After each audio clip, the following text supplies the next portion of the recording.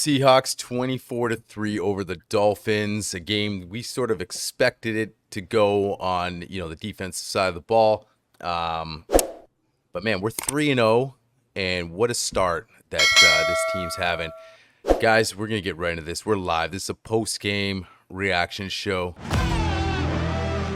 Well, I'm the best corner in the game. For this run. What a run. Get off me. DK. Hey, it's John Schneider with the Seattle Seahawks. And Washington's got a win.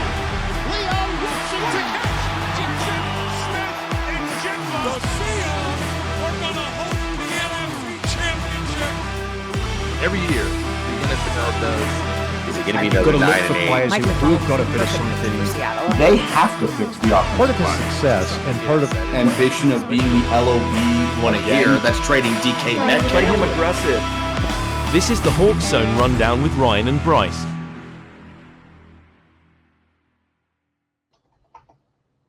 Seahawks 24-3 over the Dolphins. Just a outstanding performance by the defense. Bryce, what's your thoughts overall here tonight, man? Overall, man, like you said, we kind of figured this with Skylar Thompson starting for the Dolphins that they were going to struggle on offense. They even ended up going to, I think it was Tim Boyle at one point. Defense looked good, man. Like, even though we had some injuries, Byron Murphy, Leonard Williams, the D-line created pressure. Derek Hall looked phenomenal. Yeah. So, yeah, man, overall, good performance from the defense. Offense, they're just missing. There's certain things like Geno today, one of the picks he threw near our own end zone. Like, Yeah. dude, take Trying the to force safety. it. Like, don't force something when you're falling and you overshoot Charbonnet and you give up. Like, luckily the defense held, but you give up an interception within your own 10-yard line. Like, you can't do that stuff against good teams. Like, if we're playing the Niners or the Cardinals or some of these better teams that we are going to start playing, that's a play that can't happen. Just eat it. Yes, it's 2 points, but we can flip the field and still play good defense. You don't want to have it where you're trying to force that and they pick it and go for 7. That's too much of a point swing. So I think Seattle, like, they're getting better, but we still haven't played a true quarterback yet. And we'll get that this coming Monday. I was just going to say, I mean, look, first of all, statistically, defense, a team that start 3-0, they've held their opponents under 150 passing yards. That hasn't happened since like the 70s Steelers or something. So, I get it. People are going to say, well, you know what? Look who you played today, quarterback-wise. Bo Nix, a rookie first game, and then Brissett, yeah, he's a starter, but he's kind of bounced around the league. But, hey, man, you only play who you can play. You play who's in front of you. So I look at that, and I say, hey, man, hell yeah, because you just mentioned Derek Hall. That dude is a freaking beast. Like, I love it. Guys, we talk about injuries real quick here. Byron Murphy went, hammy issue. Both those guys didn't return. Leonard Williams ribs. We'll hear reports later. But then you're like, okay, those two guys are out. Those are big time guys, especially Leonard. Byron's coming on. He'll come on and be his own dominant guy. But then, okay, this D line is exciting for me. You're right. You Derek Hall. You still have guys that are still like, those guys went out and this team was still rolling, still putting on pressure. Derek Hall smashing dudes. Like, he looks good. And Draymond Jones is still there and Jaron Reed in the middle. And, it's like guys go down previous years, you'd be really concerned. Like, Chenna is still out. When we get Chenna back, you're going to be fired up, pumped up for this D-line. But it's okay that he's out. Take your time, get healed, get ready to go, because we have dogs all over this line, I feel like. And I just feel like what Mike McDonald's drawing up, they'll bring in the odd blitz, Dotson straight up the gut on that blitz. That was beautiful. Just rock Skylar. Basically said that's probably what took him out of the game, that play before he got hit again. I mean, they were swarming him. This kind of went how we talked about. Obviously, they have a backup QB, right? And I thought they would Tyreek would get a little more involved. They had him covered.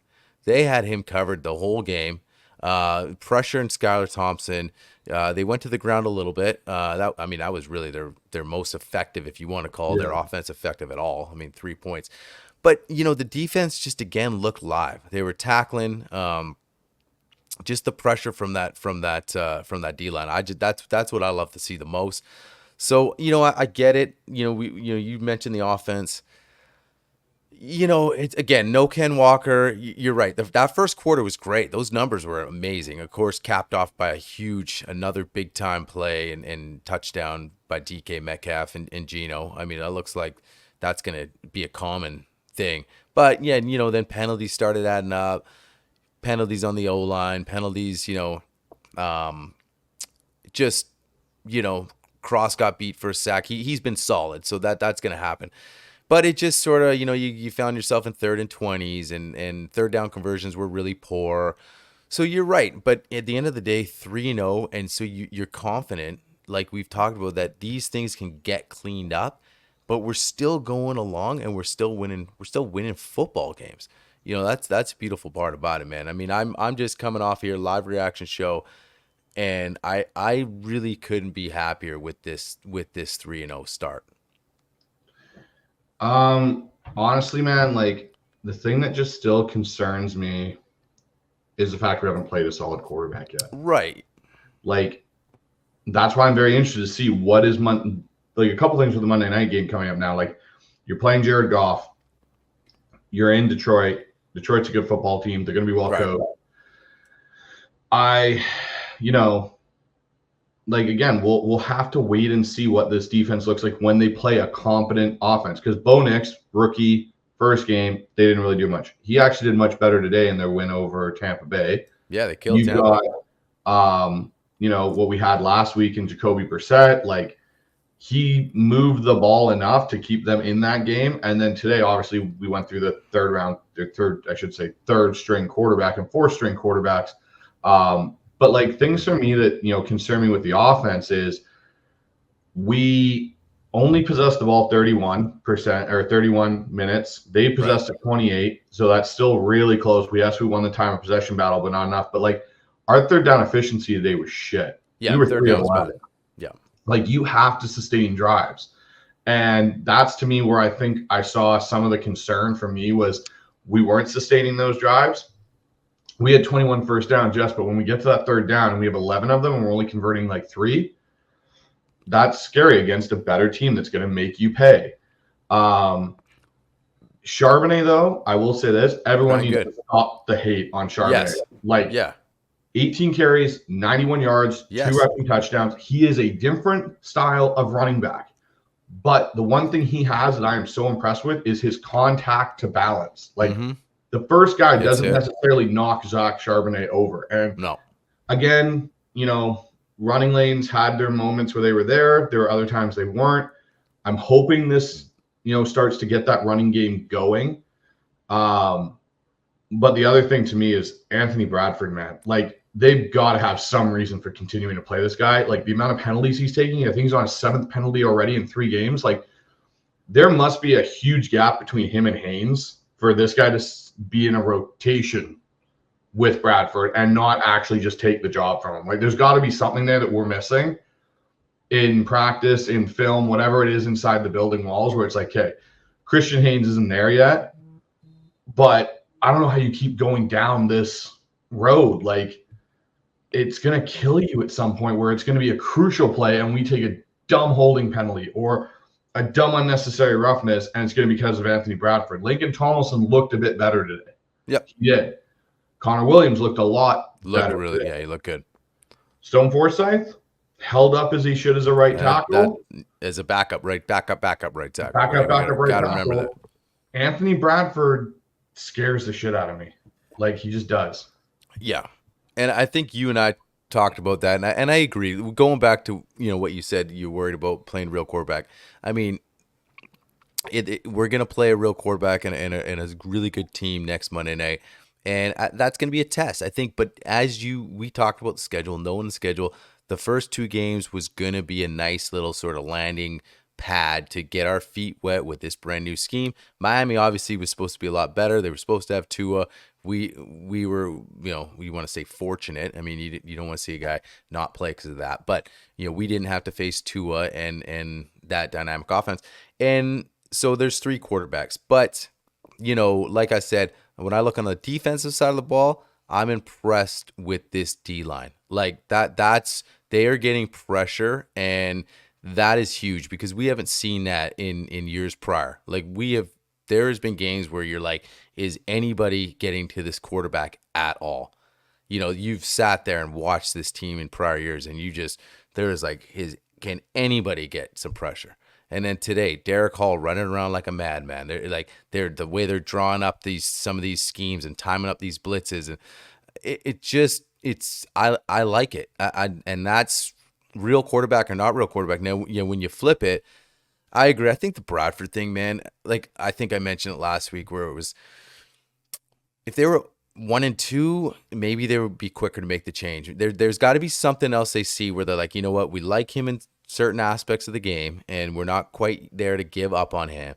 But I agree. I mean, you can't continue like that's, Gino. There was times where he was getting pressured, and you mentioned the third down. It's got to clean up, but they were put in some really long third down situations as well. It wasn't third and short that we talked about, and some of that's obviously that, and going back to, hey, Ken Walker is out, and a guy that Charbonnet ran the ball good. I mean, I agree, he ran it hard.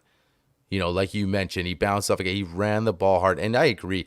Get off this guy, and that's, people are so quick to judge and have short memories. They base off one game.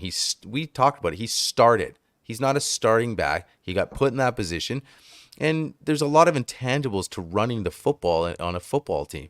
Right? An offensive line, it starts there. But he seemed to run it with some purpose today, and maybe realizing, look, I didn't maybe have the best game last week, and I'm going to come out and just run hard. 2 TDs, like you said, 91 yards. Like, great game by Zach.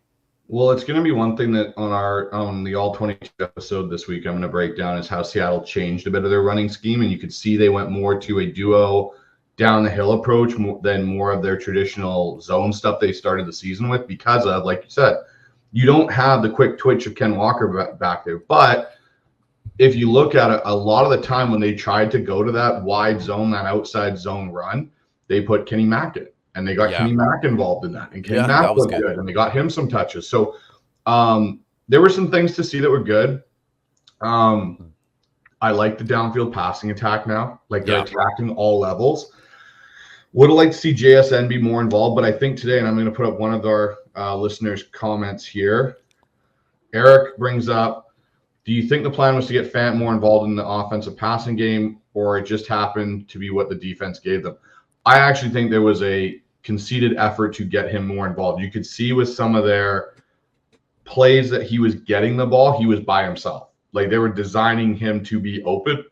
And I think that's something they've probably gone back and looked at in film going like, okay, how are we not getting, Fant involved? Like, what are we missing here? Where are we not running him on the right routes? Is he not, what's the deal? And so I think they've really made a good effort this week probably in practice, through film, going, hey, how are we going to get him open? And that'll be another thing I'll talk about going into that Monday night game on the All 22 is the ways they got Fant involved in the offense. Because when you notice he's involved, JSN space opens up more, Tyler space opens up more, and then obviously, as we saw today, DK over the top opened up quite a bit.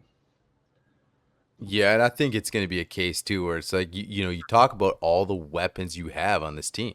So, sometimes you might think, okay, are they trying to get Fant involved? Well, like you said, he had some purposeful targets today, and like DK has a big game yards wise, and I think that we're only 3 games in. We're 3 games in is what we also have to realize in a brand new offensive scheme. Like, I just go back to the offseason and how we used to talk about how is this team going to be in November, December trending? Like, don't worry about the record. I think now that we're 3-0, we're like, man, like, this team has a legit shot to be a good football team. And then you say, well, like you brought up the quarterbacks who we played, and it's great. There's so many positives. Starting 3-0 is 3-0, guys. 3-0 is 3 professional NFL wins and 0 losses. That's big time. I don't care who you're playing. Now, yeah, there's favorable matchups, this and that. Monday night's going to be the next step for this squad. It's going to be the next step for the squad. Like you said, offense, there's things they got to clean up. Definitely the offensive line. It'd be great to get Ken Walker back. It sure would be awesome to get him back. We'll see, but I don't think that's going to happen. But it's just so early in this season. Let's just kind of let it develop. And I think, we're going to break down every game every week, but I think, say, after week 6 and getting into week 7, then we can sort of look back and be like, okay, how many targets has Fan had over this 6-7 week, start? It's just so hard to gauge it right now, because there's so many things that Grubb's trying to do and they're trying to figure out that I really think that, and I agree with you, they are, but it's just, like you said, you brought up Charbonnet last week. Like, guys, stop the hate on this guy. It's one game. Halfway through the season, then we can sort of evaluate that kind of stuff. Well, and so here's another one, too, that I'm going to throw up here from Nate about DK. He says, DK's looks solid this year compared to previous years. So what I'll say about that, and just to get on that point a little bit, because obviously DK has shown a little bit more to start this year than he has in past. I think a lot of it has to do with the scheme. Ryan Grubb understands how to use his weapons effectively.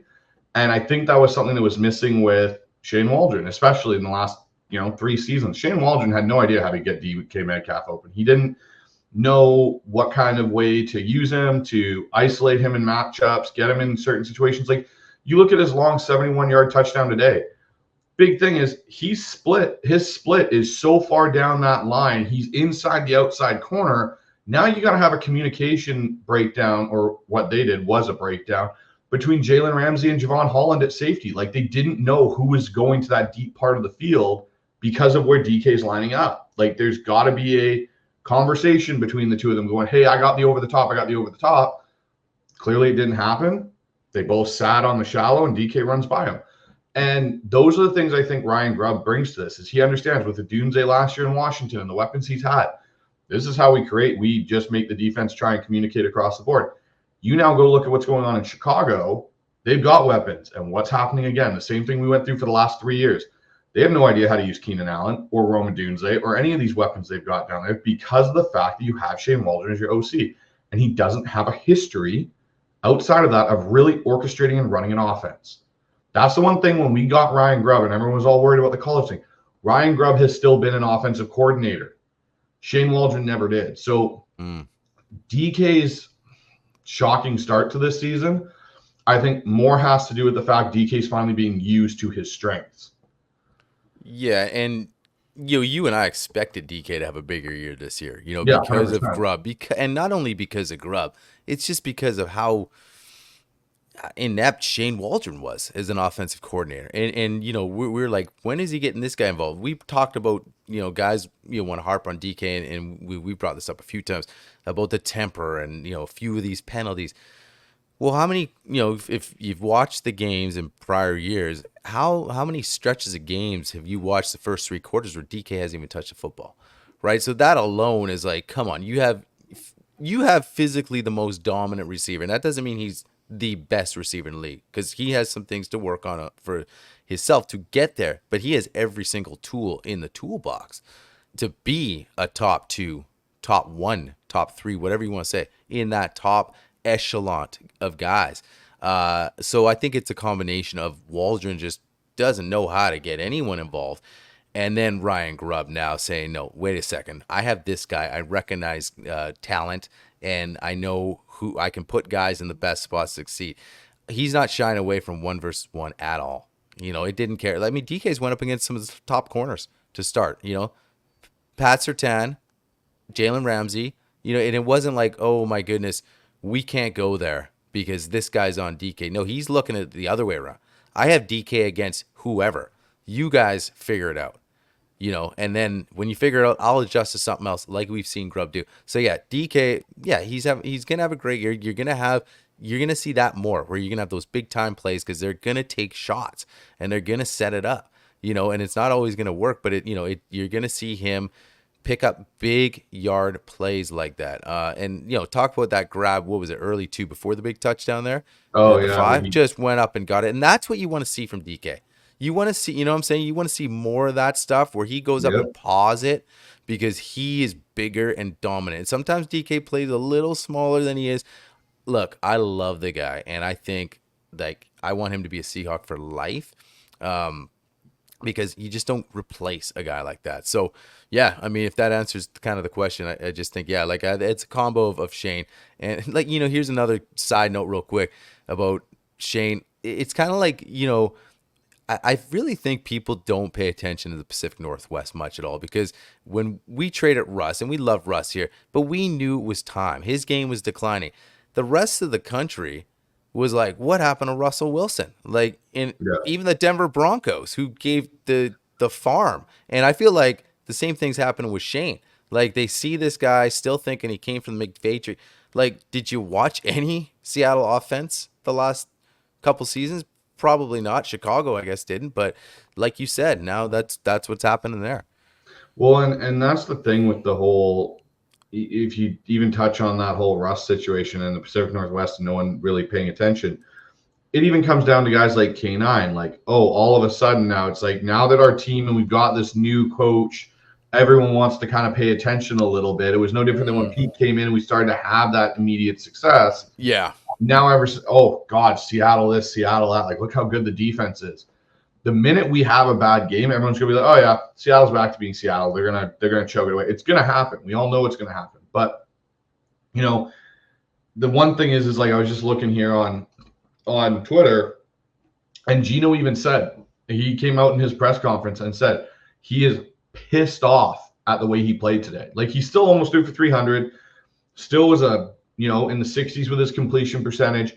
But I bet you it's the 2 turnovers. And he's going about, he seemed miffed about the 2-quarter scoring lull in general, like his 2 interceptions, the fact they didn't really score in that middle part of the game. And the good thing now, though, and this is what I'll say about that, is you got a defense that can kind of bail you out a little bit. Like, you've been able to see that as this defense can bail us out. It's not what it's been in the past, where it's like, crap, if we have a quarter, if we've got 3 or 4 drives where all of a sudden it just starts to die off and this team's going to get into trouble.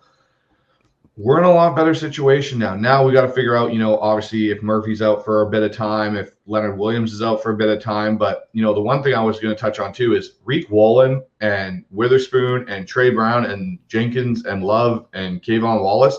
That secondary. That's scary. Is like night and day compared to last year. And you think about it. There's a lot of carryover. Julian Love's a carryover. Woolen's a carryover. Brown's a carryover. Witherspoon's a carryover.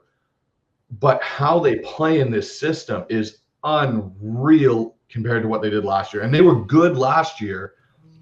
Now we're getting to see, I think we're really getting to see how good Tyreek Woolen can be, how good Trey Brown can be, because they're getting coached correctly. Yeah. Well, and also to the other side of that, and I don't want to call it dead weight, because, I respected the hell out of some of these guys.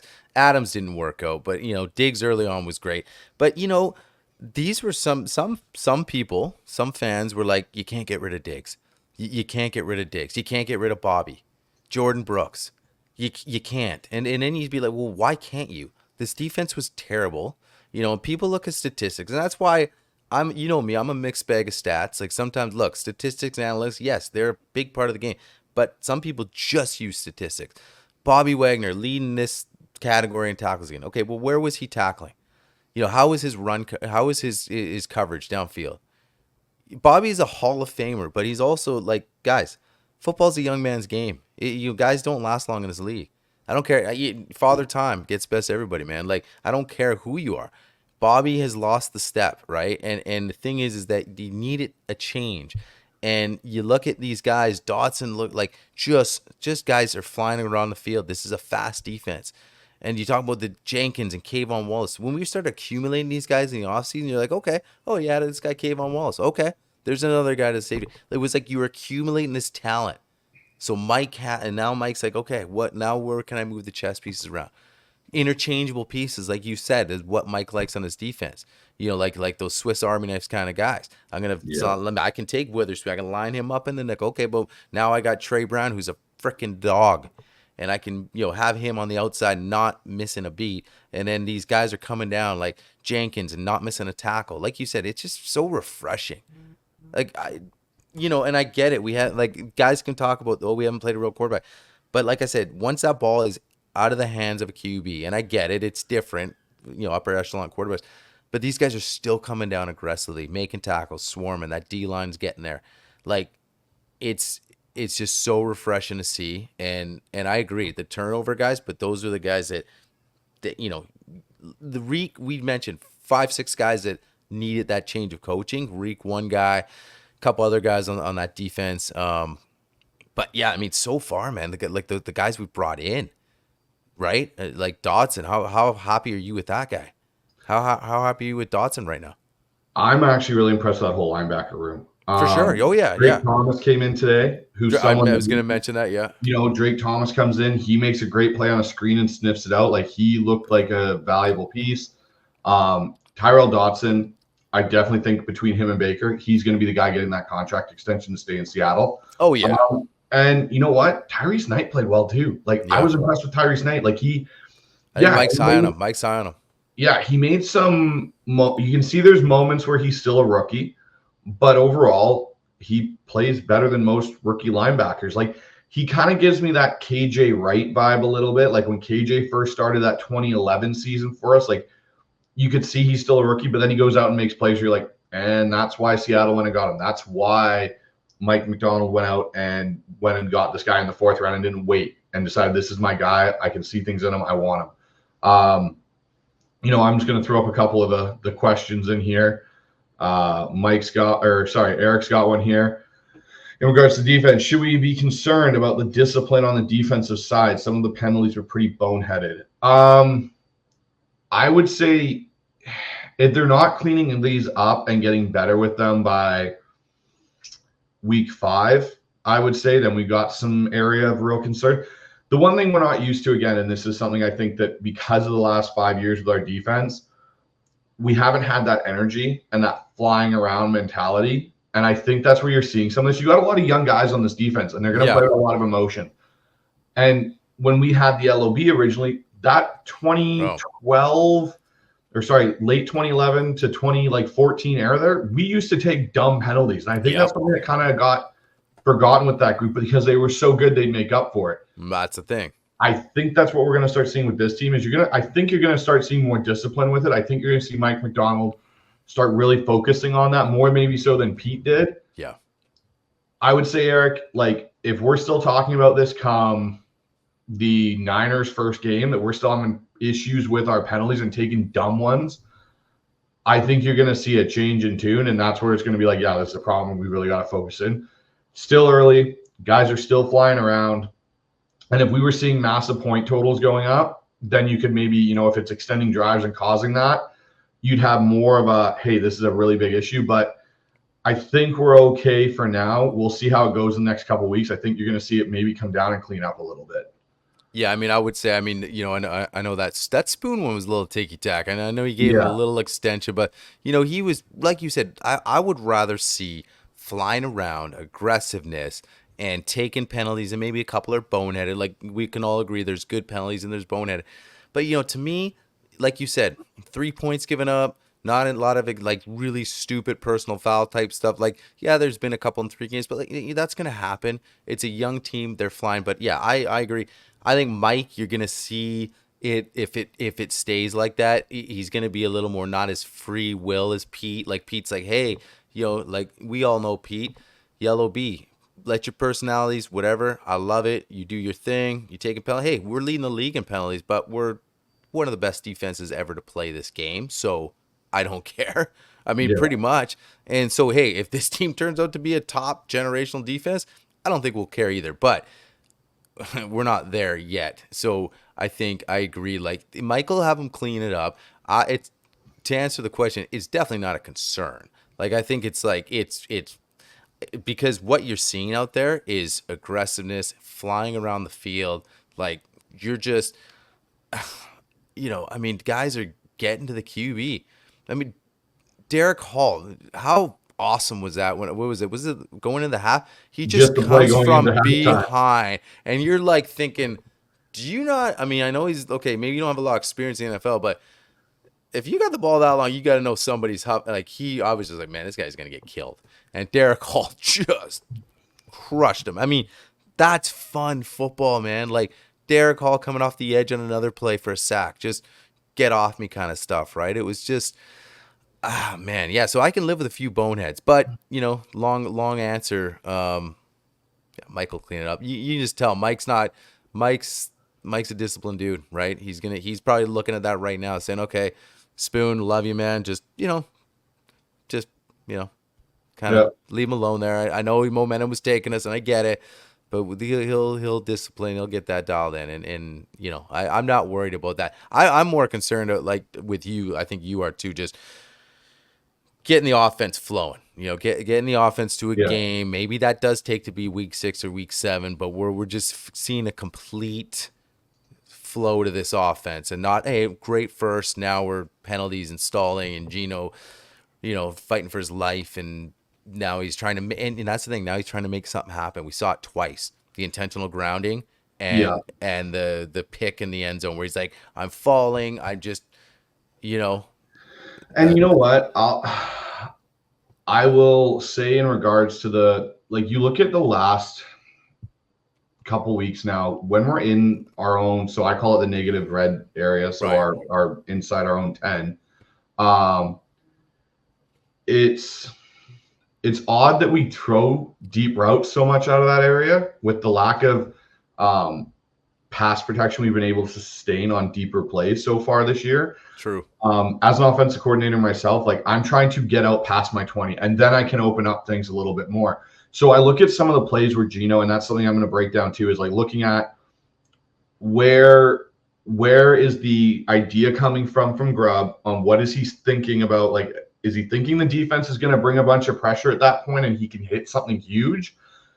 Does that reward really weigh out the potential of what the negative, which is we've seen is 2 safeties. We've seen now this interception in your own area, the sacks, all that kind of stuff. I think that's a situation where maybe you go to the shorter pass, maybe you go and try and pound it out. And you got the other thing we got to remember, we got Michael Dixon at, punter who can flip a field for us. So why don't we, do that at a point in time? So it'll be really interesting to see when I break that down in the coming days here on how we're calling that game in that area. The other thing too, I got to say this about Derek Hall, man. Derek Hall, I am now going to 2 different players, man. This, and I said this in the offseason. That dude was going to go off because Pete Carroll and that defense and Clint Hurtt did not know how to use that man. Yeah. Mike McDonald is living proof of that now because he played 370 snaps last year of defense, no sacks. He has played in 3 games and he already has 3 sacks. And he proves the speed factor too. That's what I'm saying. It's not even just the sacks, just the pressure, the way he's just involved in every play. It seems like he's just, like you said, you called it. This guy is going to be a dog on this D line. Watch out, right? So, I'm fired up for Derek. It's awesome, man. Eric, appreciate it, man. Super chat. Eric's been following the show. We appreciate it, man. Yeah, man. Of course. We love this. So we appreciate everybody that's been tuning in and joining us on live shows too. So it makes it worth it coming on with you guys and just talking Hawks, man. So Eric, appreciate it again. I've got another one here I want to just put up on here. So this is from Blue and Green Zone. Why do y'all think we're not subbing Charbonnet out for some of the plays to stretch out side runs or passes? So I can see your question about the stretch zone runs to the outside because he's not really an outside zone back. In regards to the pass pro side of things, Blue and Green Zone, I think it has to do with how good he is in pass pro. Charbonnet is a fantastic pass protection back, and I think that's why they keep him in. Now, I can understand your point when they spread out and go to the empty set. Why is he out there? Well, most of their time, if you watch the running backs, they're running hitches, hooks, and drags. They're not really doing anything downfield too much. So I think that's where you see why they haven't been so keen to sub him out and put McIntosh out there, because McIntosh, I don't think, has the pass pro skill set yet. He was good at it in college, but clearly there's some sort of gap from him coming to college to the system that they're running right now. So we'll see if that changes. But I don't think you'll see Charbonnet come out on designated passing downs. Now, You may start to see them rotate these guys a little bit more if they want to keep that wide zone run scheme going, and get get Kenny Mack in there to stretch that outside and pressure that outside of the defense in those ends. So we'll have to see how that kind of plays out. But that's a really good question. Yeah, that is a really good question. I gotta comment on Mike McDaniels, man. I loved seeing him fired up and pissed off there at the refs. Just things weren't going his way. He's lost Tua, and I think he thinks that he probably could have came out here and done a lot more on offense than he did. They were held to 3 freaking points, and guess where those 3 points came from? Gino throwing the pick and giving the ball at the 5-yard line. So you take that away, we probably have a shutout. So I think and I'm gonna say this right now. I know he gets this praise of being this. I'm not a Mike McDaniel fan, man. I just think I don't know. His look today was hilarious. He's on the sideline there. He's really got this Miami vibe happening now. But I don't know. For me, I'm not a Mike McDaniels guy. So I loved it when he just lost it. You love seeing that, and that just shows, man. When a coach gets like that and loses it, just nothing's going right for him. And our defense just playing out of their minds. Just, here's the thing, and I'll touch on this. The importance of having we talked about this. The importance of having a legit backup quarterback in this league now, right? We're I know they brought in would they bring in Huntley, right? So maybe, but that was more reaction. That's a reactive move. What were we doing? We were being proactive, bringing in a guy like Sam Howell, because, if Gino goes down, which we hope that doesn't happen, you can feel confident that this guy can come in and keep your head above water for a little bit till your guy gets back. But it just shows the importance of having a legit dude in this league now, because guys go down all the time, and with all the quarterback protective rules in this league, so that was funny with McDaniels, but also interesting where Tua goes down and you look at, you're a Dolphins fan and think, shit, this season's done. Where we wouldn't look at it like that. What we saw to Sam Howell, I think, if Gino, obviously, yeah, you're downgrading, but here's a guy, and it's not like the offense is, like we just talked about, has been firing all cylinders. You feel like the defense can pick you up if Sam had to come in. So that was just an observation I had with their quarterback situation and not having a legit backup. No, and that's one thing that I think we've got to realize is we actually have that luxury this year, and more so than even when we had Drew Lock here. Sam Howell can go in and win us some games, I think, in this system, because the thing I think a lot of people maybe don't understand yet about Ryan Grubb's system here is he's taking a lot of the spread, or I should say pro-style spread offense that a lot of these guys have run in the college game and bringing those ideologies to the Seahawks and what they do. And so with that being said, you can see like the throws, there's a lot of things where Gino's more comfortable. Like Gino's got a lot more check with me at the line. He's got a lot more audibles at his disposal than I think he had in Shane Waldron's offense. So, there's some things there that I think are making this an easier transition for some of these guys coming right in and adjusting to Ryan Grubb's offense. Now, the consistency factor is something that we've got to kind of get dialed in. It'll be interesting to see how it all plays out with Detroit. But, here's something that Blue and Green Zone put in the chat, and I didn't actually know this, but 74% of the teams that start 3-0 make the playoffs. So that's a pretty good thing. Like when we did our schedule breakdown, I had them losing this game. I also anticipated Tua playing, but I thought they could lose this game. I honestly look at this and go, I don't know in their coming schedule who they are potentially like truly a true underdog to, because I guess you say Detroit, right? Detroit, they're going to be into their house. But I don't know if Detroit is now truly a situation where we're looking at this and going, yeah, they're going to be like a double-digit underdog or 7-point underdog. I think they're going to just be the normal 3 because Detroit's at home.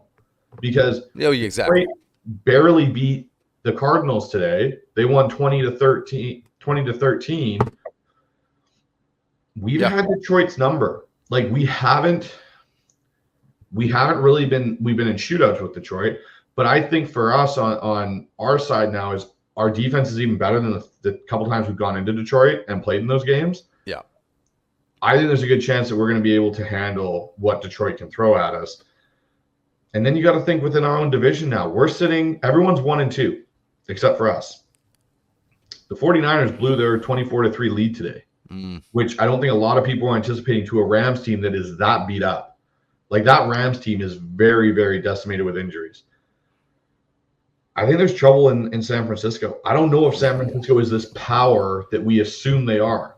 Yes, George Kittle's out, but you don't blow a 24-3 lead generally in the NFL unless there's seriously some issues, whether it's schematically in the defense or what's going on, especially like if we're talking about a non-Cooper Kupp, Puka Nacua Rams team. Right, yeah. Right? Like, who's Stafford throwing to that should be lighting you up that way? So it'll be interesting come Monday when we play that game. Like, what does the NFL in our division look like at that point? Well, and I'll say this real quick about the 3-0. You know, we're 3-0, got a chance to hey, man, yeah, the goal is to win every football game.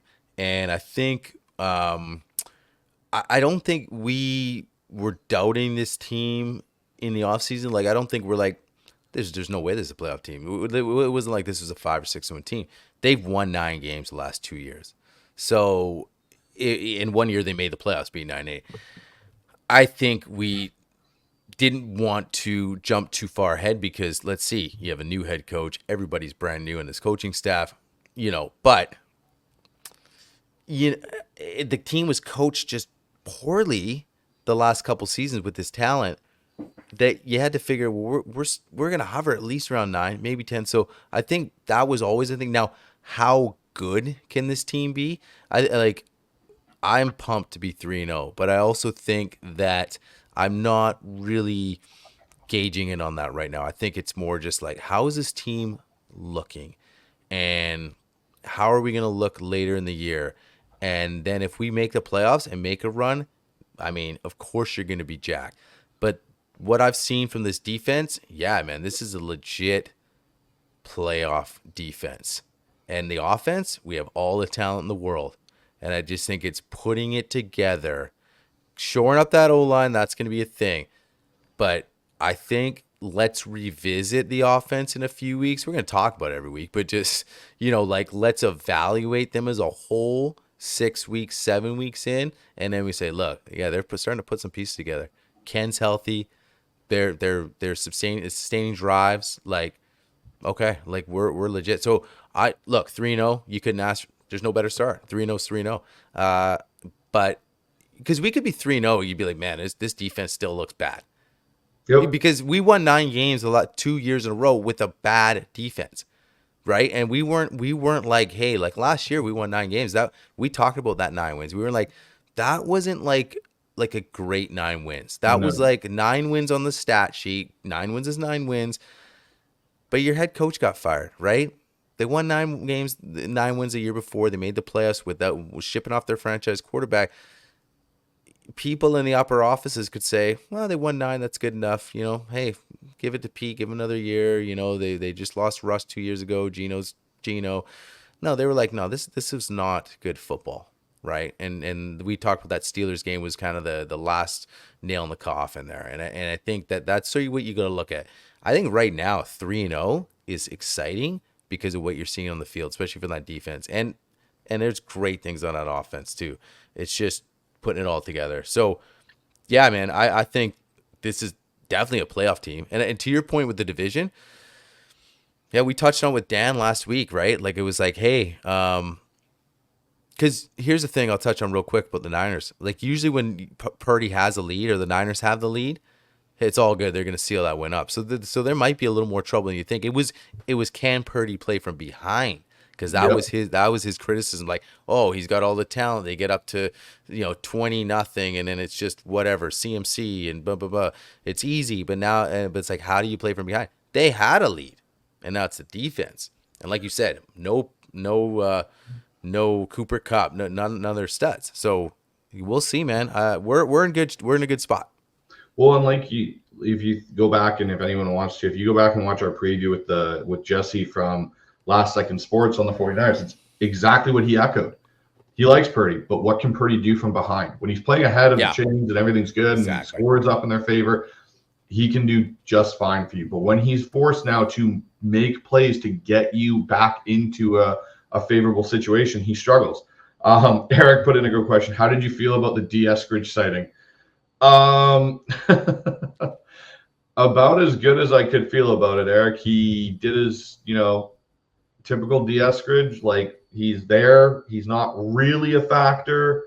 I'm not missing him too much in Seattle. I think I still have nightmares that we gave up the opportunity at Creed Humphrey to draft D. Eskridge. So I think that's one thing, that's a black mark on John's drafting over the years here is that pick, and will always be that pick.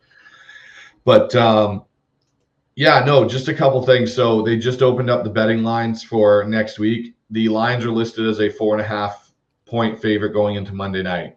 So this will be the first time Seattle will be an underdog, unless all of, basically for the whole factor of it. So, but that's kind of what we figured. That's a home field advantage, more favoritism than it is truly like, hey, we think Detroit's drastically better. Did you know, though, that DK Metcalf is now the record holder in Seattle franchise history for 50-plus touchdowns, the 50-plus yard touchdowns, I should say.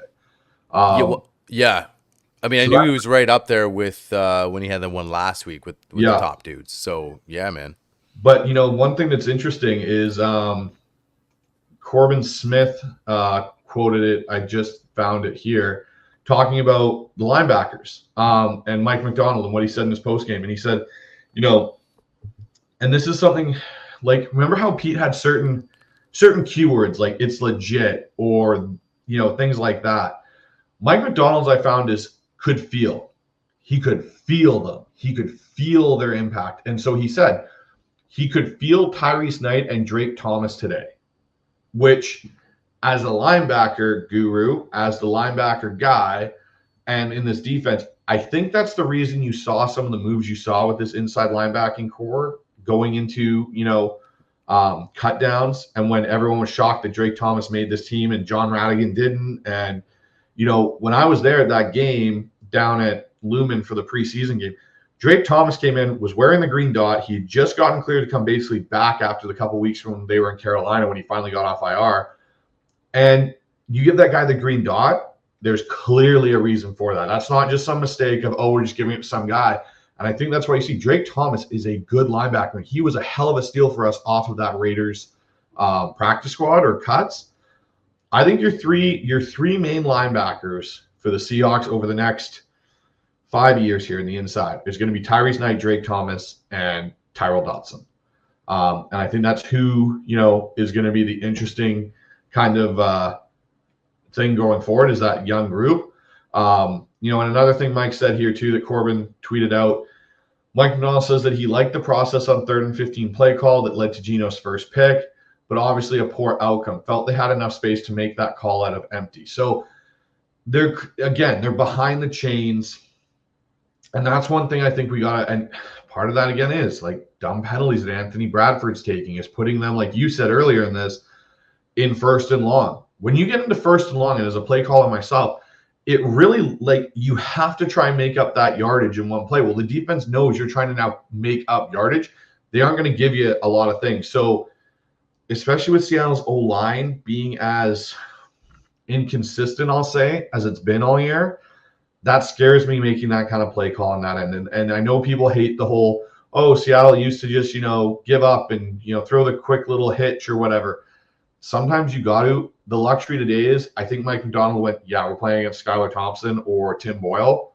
I'm not too concerned that they're going to light us up, so we can take that risk. I don't know if we flip that script to say Monday night, they're doing that versus Jared Goff and the Detroit Lions offense. Yeah, no, for sure. I think, you're going to change it up a bit. I agree. I think he figures I'm so confident in this defense, and I just look at the other side, and it's, this isn't going to be an issue.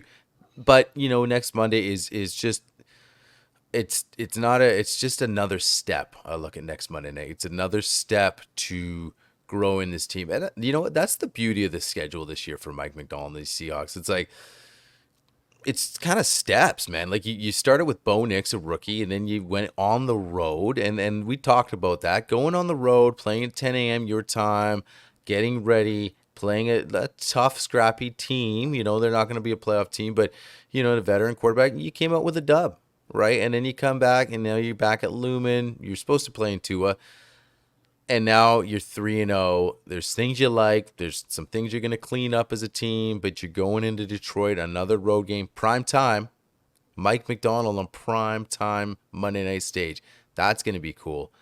And I think that's just another step. You just climb in these steps, you know, and then we'll see how it goes. We're not going to win every game, guys, but like you said, you're confident that this team's going to go in and at least compete, you know, and that's what you're seeing. And then you go further in the schedule than that Niners game. That's going to be another big step. Here's the thing, whether the Niners have issues or not this year, you're playing against a team that is confident against playing you, because they have crushed us the last, I don't know how many seasons, feels like forever.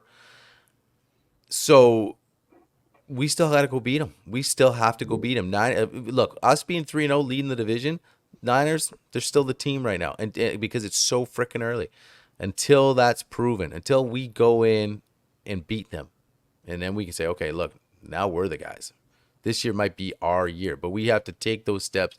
Monday night's going to be the next step, and I'm just excited, man. Going at 3-0 primetime Detroit, you know they're not changing that game up. This team is legit. Mike McDonald has proven he's legit.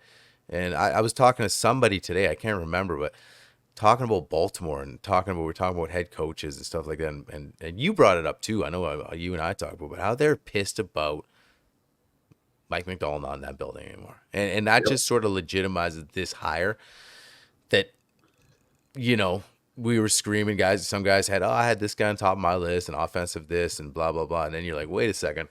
John Schneider might have something here with this defensive young mind. And we had guys on the show talk about the overlap is just not as much as you'd like. Coordinator to head coach. Oh, he's a great coordinator, so his next step is head coach. It's just natural. No, that's not true at all. Mike's a great football mind, like a lot of guys, but he's seems like an exceptional football mind. But he also seems like a leader. Yeah. 53. And that what gets you excited. Because I look at that, and because when I talk about Mike McDaniels, and I don't follow the Dolphins like we follow the Hawks, he's probably an offensive genius, but we'll see. Who's the better leader? Well, I don't know yet. Mike's coached 3 games, but I like Mike McDonald, and I just like what he brings in that as a leadership, in that leadership role as head coach, man. I 100% agree with you, and I think the other thing that helps Mike McDonald has made this transition as successful as it's been for through the first 3 games is Leslie Frazier. And, right. You know, I honestly think that is a bigger hire than Ryan Grubb, than on Audrey Durde. You know, I think we have to really look at that and go, the fact John Schneider and Mike McDonald recognized, hey, look, he's a first-time head coach. Let's go get a guy that's done it, that's been successful doing it, and knows what it's like to coach in this league for a long period of time. And they went out and got the right guy. Because I think if they didn't get Leslie Frazier, I think there might have been some more hiccups that we would have seen through training camp and more kind of things going like, oh, you know, like he's not a seasoned head coach yet. But I think because he has that sounding board of Leslie Frazier to be like, hey, like, how do we handle these bonehead penalties that we're taking? And Leslie Frazier comes in and he might say, hey, we need to do this. This is something I've done in the past. It gives Mike the ability to have someone to lean on in that regard until Mike's more comfortable handling those situations. So there's 2 more questions I want to get to before we wrap up to tonight's show. So Blue Greens are going, you know, the first thing they'll say Monday is Seattle owns Detroit. This is a trap game. Lions are good. Totally agree with you. I got a feeling we're going to hear Joe Buck and Troy Aikman say that on their broadcast of, oh, you know, I don't know how Mike McDonald's going to handle his first true primetime game and because it will be his first primetime game, and Pete Carroll's not here anymore. And, you know, they're going to flash up Pete's primetime record on Monday night. And if Seattle goes in and plays the way they've been playing defense, and the offense can string together more consistency in the middle of the game and not have that lull they've kind of been having, I think there's a good chance that Seattle does just fine there. And so that leads actually into our second question from Nate. Do you truly believe that the Seahawks can or will start 4-0 to start this year? I think they could, but got to clean up some of the holding flags and defensive flags as well. I truly think there's a good shot Seattle does start 4-0, man. Like, it's going to be tough. I don't think it's going to be a blowout either way. But I think Detroit's secondary, I think, is going to struggle with the way that Seattle now runs their routes and the concepts they're using. It's nothing like Seattle's done in the past for them with Shane Waldron. And if K9's back, which there sounds like there's a chance he's back this week, and Mike McDonald kind of alluded he was pretty confident he was going to get back. Having the 1-2 punch of Ken Walker and Zach Charbonnet in there, I think will be a huge factor. And again, if this offensive line can get some more consistency, if Anthony Bradford can stop taking the stupid penalties, I think there's a good chance Seattle starts 4-0. And I think in regards to some of the injuries, Byron Murphy, Leonard Williams, that extra day, they're not playing Sunday, they're playing Monday. Maybe one of those two guys gets back and goes in there. And then the last question here from Eric. Do you all think the 12s were louder than the last few years? Seemed like announcers noticed a difference. I totally agree. I don't know about you, Ryan, but even on my broadcast that I was watching, much louder, much more passionate fan base. I think not that they weren't passionate before, but I think it started to die off the last couple of years. And even when I was down there for the Browns game and it was like 65% capacity of what the stadium normally is, it was loud. And it was a lot louder than it's been. And I think that's just like what we've said this whole time, the energy that has now been brought back to Seattle because of the fact they're not watching the same team and the same scheme and the same this over and over again and watching it get diced up and cut apart. I think that's why you're seeing the fan base start to come back. They're not to 2013 standards or what that LOB era was. But I think there's a chance they could get back to that if this team continues down this path. Yeah, and I think I touched on that last pod where I was like, I think you're gonna hear them louder, and I do think they were louder. I mean, here's the thing, man. Like, you're coming back home 2-0, and you feel like this team is exciting. This team can be a legit team. So it just amps it up a bit. You're just gonna be on your feet. Now look, opening night, loud. The 12s are back, and we said that the 12s have to be back, but the team has to give them a reason to be back and be loud again, and they're giving them a reason, man. I mean, when you see that, especially the defense flying around, it starts with the defense, man. Like the offense, yeah, that's icing on the cake when you're at home with the 12s. But the defense, man, when the defense is pinning their ears back and going against guys and the fans are in it and is loud, and that's when you get loud. That's when everyone's on their feet, when the defense is on the field and you're just trying to rattle that QB. And what did we say? What was the key? Rattle this kid early. Just be like, where am I? I've never been in a place like this before. How the hell am I going to play football? And that's what the 12s bring. So, yeah, it probably was louder. I mean, yeah, I'm sure that, I know they rate with the decibels. I don't know what the statistics were, but it's one of those things where you just kind of knew it was going to be loud as hell. And I think as we continue on, it's just going to get louder and louder, man. Like, it just, why wouldn't it? They're giving them a reason now to get super loud and get back to saying the 12s mean something. You don't want the 12s to become a running joke. Like, probably was a bit of a running joke in the league the last little while. Like, oh, the 12s, right? Because, you talk about that record, barely scraping 500 the last how many seasons. So that's not a home field advantage, and that's not going to bring the crowd on their feet. So, yeah, man, I'm just pumped overall. 3-0, guys, win's a win. That's the name of the game, right? So we're 3-0, everything else aside, going into Detroit, Monday Night Football. I mean, just it's the season is. We knew it was gonna be fun, but it you never know until you start playing. I just can't believe we're already getting into week 4, man. This season's gonna frickin' fly. We talked all off season, all the anticipation, like, when's the season gonna start, guys? You just counting it down. Now it's here and it's gonna fly. But so enjoy the ride right now, guys. Just enjoy the ride of how this team's progressing and growing in this new regime and this new era of Seahawks football. That's what I'm really excited about. Take it all in. Go back and rewatch the game tonight. Like that's always a good way to, take it all in. And but guys, we got some cool stuff coming up. Bryce mentioned we're going to start doing all 22, breaking down different aspects of the game. So just basically a film breakdown, man. So it'd be cool. So if you're into that, that's going to be a thing coming up on the show as well. And we're going to have a preview show coming up this week as well with Jackson Bevins from Cigar Thoughts. Hey, he's going to be coming on with us to break down the Detroit Lions game. So we're super pumped about that because we love chopping up with Jackson. He's been on the show a few times already. So, look out for those next 2 pods we got going down. And, Bryce, anything else you want to touch on before we wrap it up? And also, guys, we've just launched our apparel store. So go to HawkstoneRundown.com. You guys can check out some of the stuff, and we'll be releasing stuff throughout the season. This is our first kind of week of it. So you guys will see some of the hat designs we've got, hoodies, and then eventually, guys, we'll get into some alternate logos that we've come up with between myself and Ryan that'll go on hats, T-shirts, and hoodies throughout. So make sure you guys take a look over at that and, give us your feedback. Yeah, for sure. And we'll be posting the link to that on the channel too coming up this week. So then it's right there for you to have a look. And man, so that's it. And guys, anybody watching this episode tonight, tuning in, just make sure you go down if you haven't subbed yet, hit the subscribe button. It helps out the channel a lot. And we're going to keep bringing you guys these awesome live episodes after every game. So look out for those next ones coming up. And that's it. Hawks, 24-3, 3-0. That's it for us tonight. Go Hawks. Go Hawks.